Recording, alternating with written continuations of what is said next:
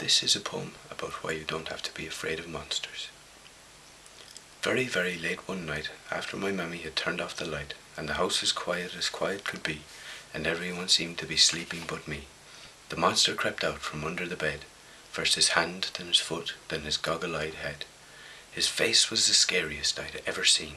There were scars on his forehead from just being mean. He was covered in hair from his head to his feet, not the sort of fellow a boy likes to meet. But as I was lying curled up in my bed, the covers pulled all the way over my head, I wondered just why he was scary and mean, and if it was hard to be hairy and green. Perhaps he was lonely and wanted to play, but the way that he looked frightened people away.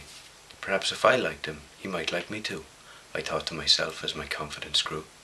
So ever so slowly I poked out my head and looked at him calmly, then boldly I said, "My name is Willie, have you come to play? Are you feeling all right? Have you had a bad day?" I think the poor monster was downright surprised as he sat down beside me with tears in his eyes. "I'm feeling quite lonely," he said with a smile. "I hope you don't mind if I stay for a while." So I jumped on his back and he gave me a ride. He showed me the places where he liked to hide. The back of my closet where nobody looks, the trunk in the attic behind the old books. We climbed out the window and played in the trees. We hung upside down from a branch by our knees. We lay in the grass and gazed up at the moon that floated above like a giant balloon.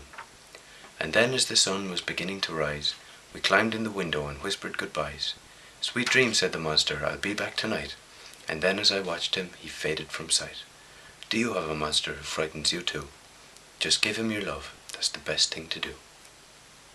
So there's no reason to be afraid of monsters.